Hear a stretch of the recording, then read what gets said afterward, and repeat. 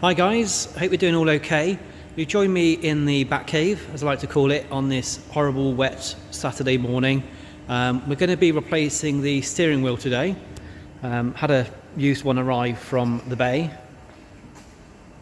So we're replacing it for a number of reasons, mainly because, as you can see, the media buttons have started to peel off. Not too bad on this side. But yeah, certainly the mode button and the volume buttons are starting to peel away. You can actually get the buttons separately. They do list them on eBay and various other websites. However, 174,000 miles has rather taken its toll on the steering wheel.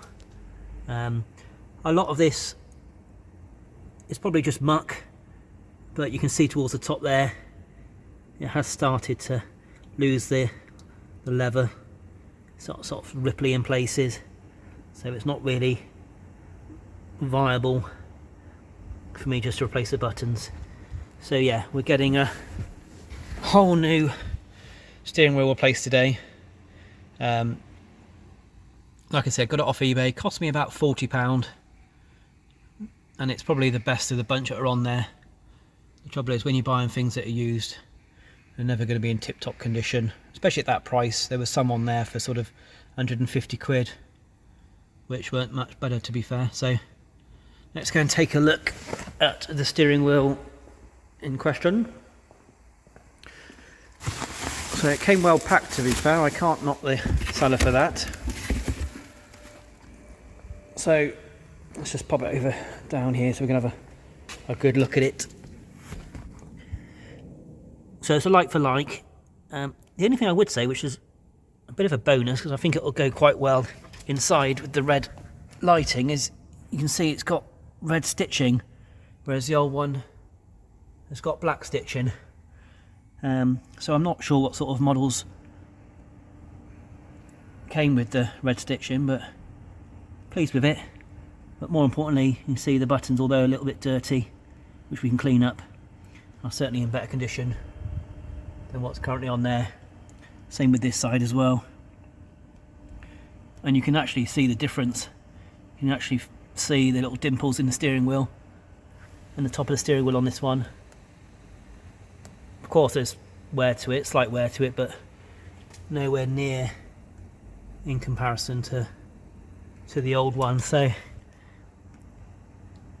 need to swap over the airbag, which I'd rather do anyway, because at least I know the history of this airbag, whereas if I buy one off eBay, I've no idea what's happened to it.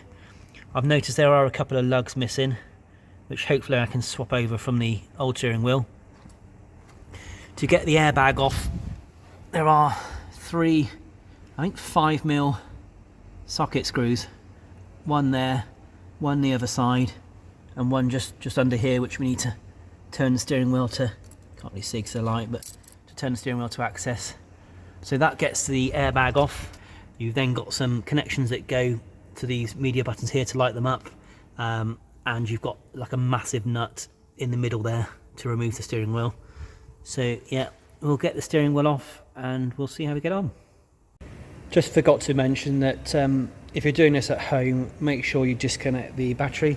Obviously, because you're dealing with the airbag, you don't want that just going off in your face. I've also just realised as well that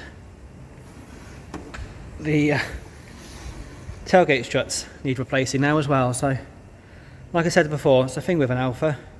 Great fun to drive, nice to look at, but sometimes a constant nuisance.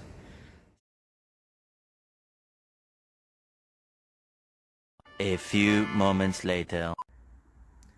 So it's been about 20 minutes, steering wheel's all done. Happy with the job, to be fair. I've given it a bit of a clean. I've had to reset the date and time because, like I said, we had to disconnect the battery. But this is the new used steering wheel.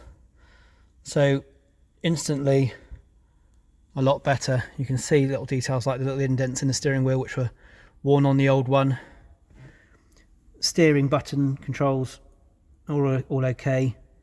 There's still a couple of little marks as I look through the camera, but I'm not too concerned. It's certainly a lot better than the old one. There's a couple of little nicks here and there, but I didn't want it to look completely brand new, because it probably would have looked a bit strange. So, but I'm happy with the red stitching. Goes with the red display throughout the car.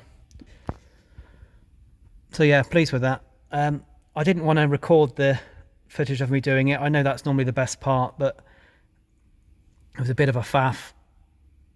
So what I'll do instead is I'll link down in the description of a video tutorial that I followed, which shows you how to do it. But he's had a few alphas over the time, and yeah, I always go to him for my tutorial videos on how to do things.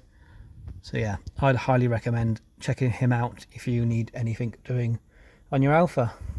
If you follow me on Twitter, you might have already seen the picture of it, but just when I've got you here, the push button start has been removed. Finally, I put up with it for just over, I think it's 3 years now, coming up to owning this vehicle. So yeah, there was a fault with the ignition switch, which sits at the end of this barrel. So the previous owner, rather than just replace it, he went to the trouble of fitting an aftermarket push button start, which looked quite tacky. So it cost me a bit of money, not much. Managed to get a replacement trim off eBay again. Love that place for used parts. And yeah, we're back to normal